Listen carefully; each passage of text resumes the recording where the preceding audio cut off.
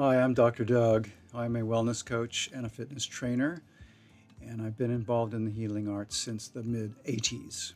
I'd like to talk today about osteoporosis, which is just a fancy term for thinning of bones. This occurs sometimes in middle aged and older people after a lifetime of hurrying and scurrying. I'll explain. And by the way, when you go to a medical professional, a doctor, for example, a medical doctor, they will give you supplements, maybe a pharmaceutical or something like that, which will have minimal effect on thickening your bones, believe me. And there are no supplements that will magically thicken your bones. No. Some might tell you, oh, that's old age, that's okay, there's nothing you can do about it. That's wrong too. Old age is simply an indication that small problems were not taken care of and they became big problems. That's old age. Also, menopause. It's not really a good reason to have thinning bones. It's a very common reason in the United States, in cities where people have a lot of heat. We're going to be talking about heat. Because in menopause, when a woman reaches the age and she loses her ovulation, she loses estrogen. And that estrogen is very cooling and very calming. And so if she already had this fire inside of her going into menopause, it's going to really explode. And that fire, by the way, also indicates that she's on the verge of thinning bones if she doesn't already have osteoporosis before menopause. So there are remedies for all of that. Believe me, you don't have to suffer from hot flashes, but you got to change your habits. You got to work on it. There's no getting around that. First thing you have to do is to slow down. Everything has to slow down. You can't be going fast all the time. You know what happens when you go fast? You create friction. What does friction lead to? Heat. What does heat do to tissues? It burns tissues. What does heat do to bones? It burns bones. It prevents bones from building. It prevents muscles from building too. Because the heat damages tissues. That's yang damaging yin. That's excess yang damaging yin.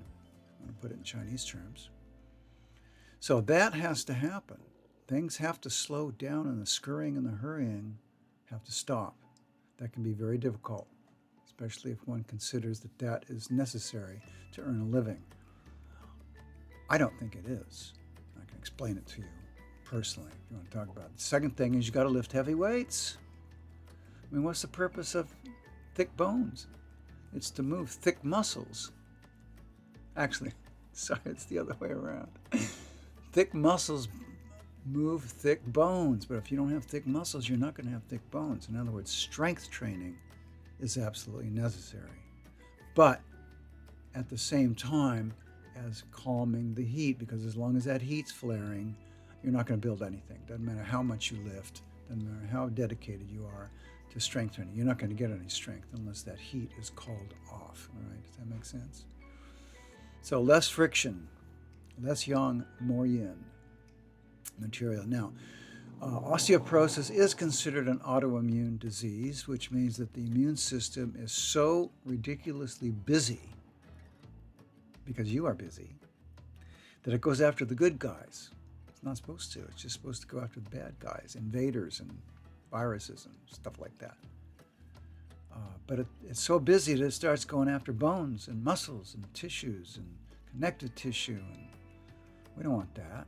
So that's the too busy problem, And I know it's almost a religion in a place like the United States and in American cities.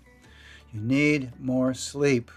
Sleep is the only time when you're going to build bone and muscle. The only time. You're not going to build it in the gym.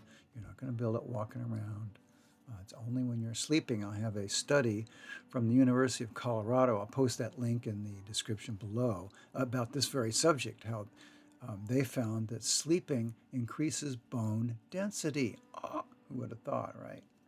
So when you call off the heat and you get into that quiet place, that's when building starts, right? And then we need to decrease your speed.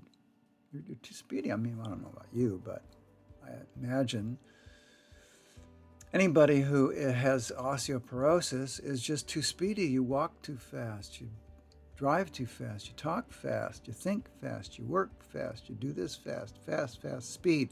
I had a girlfriend once who said that the faster you move, the smarter you are. Well, that's not always true. There's a time to go slow and a time to go fast. For me, there's a time to go fast when I need to go fast, because I don't like going fast generally. I prefer to go at a moderate pace and a slow pace rather than fast pace, although I do things very fast sometimes when I need to, or when it's easy to do that, but I don't make that my habit. Going fast is not my habit. I drive the speed limit, by the way, which is the maximum speed limit. Still, it's not the minimum speed limit like you'd find a lot in LA, where I live.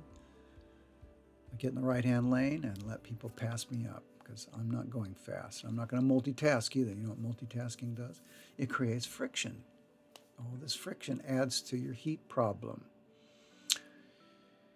Your muscle building must be progressive. So we want to see things getting stronger. You want to see you lift heavier weights and heavier weights each time you go in. So, and by the way, you want to divide your body into 2 parts or 3 parts and make your workouts intense, brief, and infrequent. You don't want to overdo it.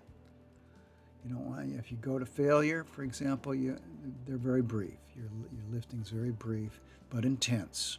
So that's how we get results, and we want results. We don't want to spend a lot of time doing this. Then take a protein shake after you lift weights.